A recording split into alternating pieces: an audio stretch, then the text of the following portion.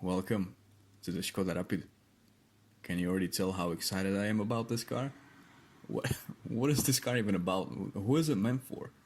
I've been told it's good for taxi drivers, and there are a lot of taxi drivers using these, but you can pretty much use any car with a larger trunk for that kind of job.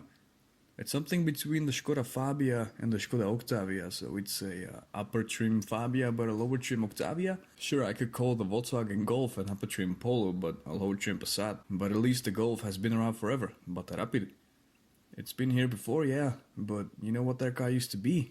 Something entirely different from this modern day market filler slash modern day interpretation. The first generation Rapid was known as the baby Porsche, and for good reason too. With its sleek aerodynamic design, engine in the back and a rear-wheel drive, it really was a baby Porsche. It was a successor to the Skoda 110R Coupe. It was unique and interesting. It was one of the few sports cars that you could buy back in the day in Czechoslovakia. I remember when they brought back the name Rapid to put it on this thing, but I was always confused as to why, since it shares nothing but the name with its predecessor. I mean, they're coming up with all kinds of new names for their new cars like the Kodiaq, Scala, Kamiq, and whatever, but did they have to call this the Skoda Rapid? It's not a callback, it's not a tribute, it's really just a market filler, something to put between the Skoda Fabia and the Octavia. That's not to say that it doesn't sell well, but it is so nonsensical to, especially considering that you can mix and match interior pieces and trim levels between the Skoda Fabia and the Rapid. I remember one time a taxi driver picked me up in a Fabia which had the same exact interior pieces as the Skoda Rapid, and I had to ask him, what am I actually sitting in?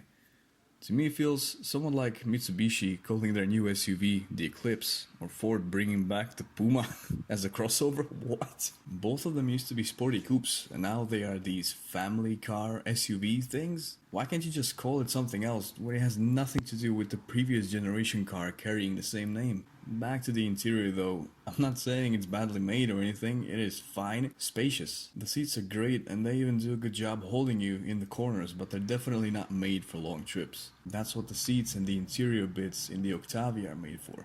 This car is fine for country roads and city driving.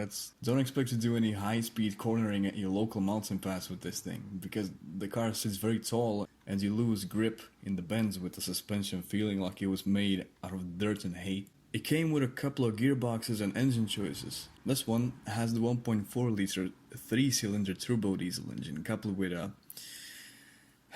automatic 7-speed DSG gearbox.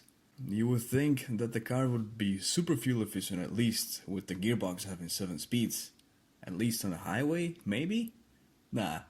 As I said before, it is great for city driving and country roads, and you can get well over 1,000 kilometers out of a full gas tank with this 1.4 liter diesel engine, if you drive it normally of course. But don't expect such high mileage if you'll spend most of your driving on the highway above 130 kilometers per hour with the AC on. This DSG, I'm not a fan of automatic transmissions.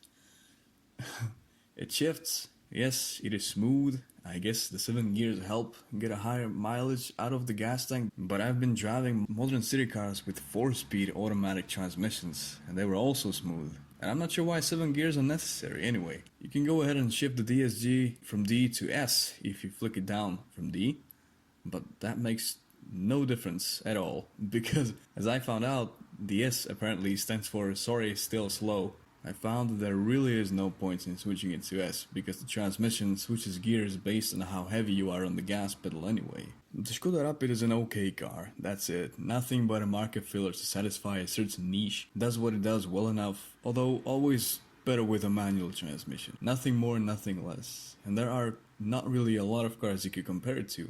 Bit of a cliche to say too, but that's what you get when you choose the middle of the road when picking your new car. I don't really hate it. There's no reason for me.